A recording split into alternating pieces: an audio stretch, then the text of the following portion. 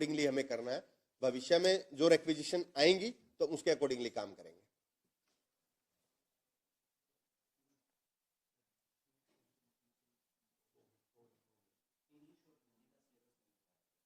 English और हिंदी का police भर्ती में सिलेबस के रिगार्डिंग, सिलेबस एडवर्टीजमेंट के साथ है और उसमें लिखा हुआ है कि इसका बाइफर्केशन क्या होगा। उस सारा बाइफर्केशन एडवर्टीजमेंट में आप उसमें देखें, उसमें हिंदी इंग्लिश सभी बाइफर्केशन उसमें है। तो आप प्लीज जो एडवर्टीजमेंट में जो सिलेबस है उसको अच्छे से ध्यान से पढ़ें।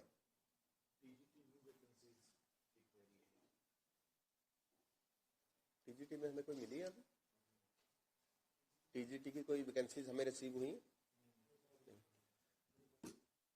टीजीटी के लिए एक क्वेरी आई है कि टीजीटी में न्यू वैकेंसी कब तक आएंगे। अभी तक हमारे पास टीजीटी की कोई भी वैकेंसी रिक्वेजिशन है वो रिसीव नहीं हुई है। जैसे ही रिसीव होंगी तो उसमें नेक्स्ट प्रोसेस स्टार्ट होगा।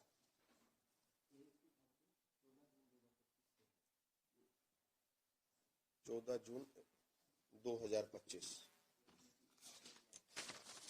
मैंने ये ऑलरेडी क्लियर किया कि एज की जो कैलकुलेशन है वो किस डेट पे होगी। जो जिन बच्चों ने एडवर्टीज नंबर 14 2024 को जो अप्लाई किया था उनका एज कैलकुलेशन होगा 1 सितंबर 2024 को, और जो नए उसमें अप्लाई कर रहे हैं नई एडवर्टीजमेंट में उनका होगा 1 जनवरी 2026 को। ये age calculation as per police rules है तो उसके अकॉर्डिंगली होगा। तो इस पे आप ध्यान से इसको देखेंगे, एज कैलकुलेशन ऐसा होगा और ये आपको सॉफ्टवेयर भी रिफ्लेक्ट करेगा, आपकी जॉब को दिखाएगा जब आप फॉर्म फिल करेंगे।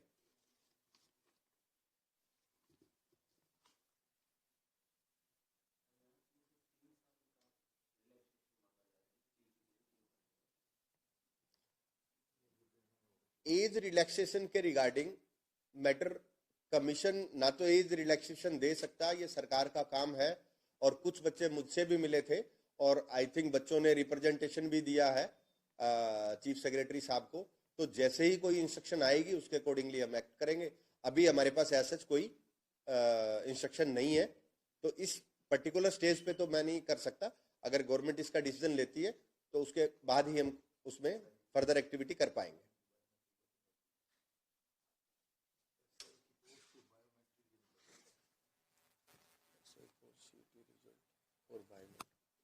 एक बच्चे का सीईटी रिजल्ट से बायोमेट्रिक में कुछ बच्चों के बायोमेट्रिक नहीं हो पाए थे, उन सभी बच्चों के स्कोर कार्ड में हमने मेंशन किया है और बड़ा जल्दी आप लोगों को शेड्यूल देंगे। आपको जनवरी में भी हो सकता है और फरवरी के फर्स्ट वीक तक हम इसको स्टार्ट कर देंगे। तो आपको बायोमेट्रिक के लिए वेरिफिकेशन के लिए कमीशन एक शेड्यूल जारी करेगा और आप प्लीज उसमें आके बायोमेट्रिक करवाएं।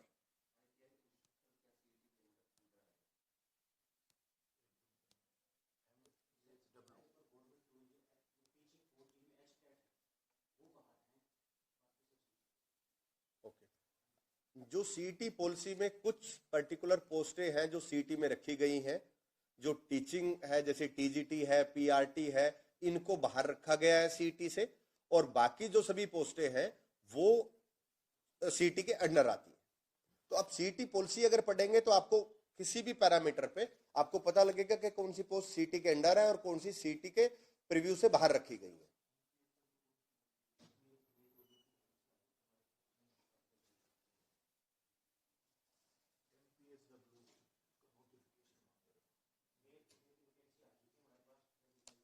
इसमें तो नहीं कर रहे हैं हम आज वाली में। इस साल में हमने 5500 वैकेंसीज तो ऑलरेडी एडवर्टाइज कर दी हैं। आज हम 3112 और पोस्टें एडवर्टाइज कर रहे हैं जो पीछे विड्रॉ की थी। आज वो सारी, क्योंकि आज उनका लास्ट डेट है तो आज हम उनको एडवर्टाइज कर रहे हैं और इनका नंबर है 3112। अगर उसमें से मेन जो मैं पोस्टें बोलूं, एक फिटर की पोस्ट है, ड्राफ्टमैन की पोस्ट है, ऑटोकैड की पोस्ट है, फॉरेस्टर है, स्टेनो है, ऑपरेटर है, ऐसी नंबर ऑफ पोस्टें हैं जिनका नंबर है 3112। वो आज हम एडवर्टाइज कर देंगे।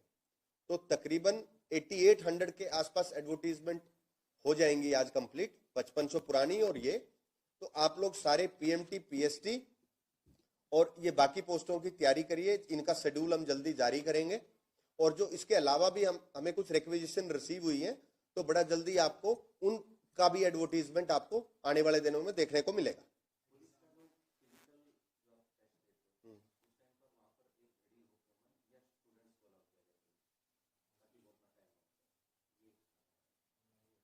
एग्जाम में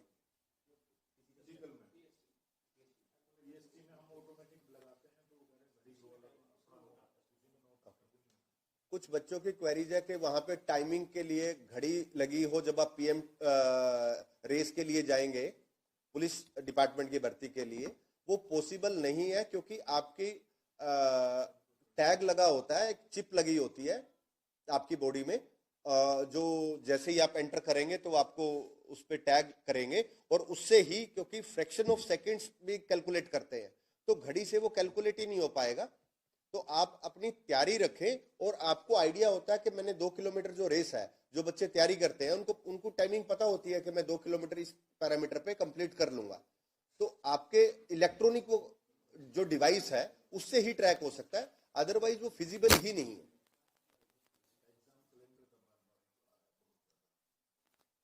एग्जाम कैलेंडर को लेके कुछ बच्चों की क्वेरीज है। एग्जाम कैलेंडर में ये जो अभी एडवर्टाइज किए हैं, इनको बहुत जल्दी आप लोगों को देंगे, और एग्जाम कैलेंडर के लिए भी हम सरकार से बीच में 2-3 मीटिंग्स कर चुके हैं, जिसमें बहुत अच्छी स्टेज पे हम चले गए हैं। जल्दी ही आप लोगों को वो भी एग्जाम कैलेंडर के लिए भी आपको जल्दी मिलेगा, लेकिन जो एडवर्टाइज किया है इनका तो आपको बहुत जल्दी हम लोग टेंटेटिव शेड्यूल जारी कर देंगे।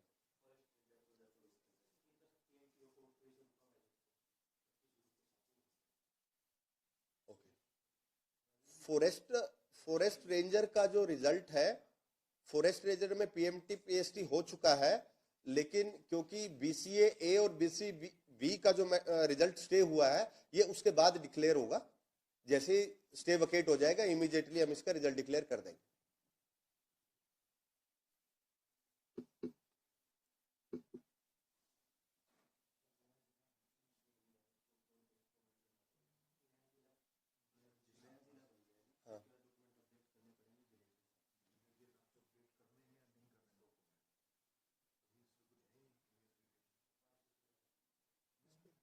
क्या फर्क पड़ेगा?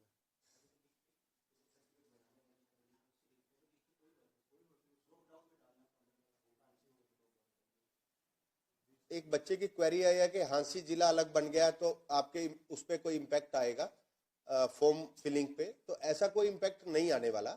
आप हिसार से भी भर सकते हैं, हांसी से भी भर सकते हैं, वो तो सिर्फ आपका एड्रेस है, बाकी पैरामीटर पे किसी पे कोई इम्पैक्ट नहीं आएगा।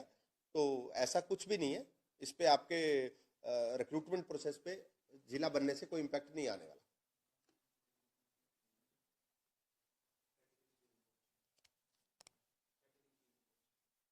कैसे?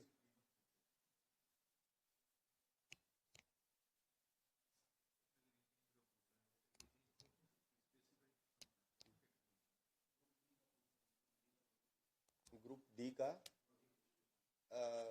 जो ग्रुप डी का सीईटी एग्जाम, ग्रुप डी के सीईटी एग्जाम में जैसे आप लोगों ने सोशल मीडिया पे भी देखा है, हमारी तैयारियां चल रही हैं, तो बड़ा जल्दी आप लोगों का हम पोर्टल लॉन्च करेंगे, जिसमें आप एप्लीकेशन वो कर पाएंगे। उसके बाद शेड्यूल जारी करेंगे, और बहुत सारे बच्चों को ये क्लियर है, क्योंकि कुछ डिपार्टमेंट ने नोडल अफसर भी अपॉइंट कर दिए हैं। तैयारियां लास्ट स्टेज पे हैं, जल्दी ही आपको पोर्टल ओपन हम लोग करेंगे।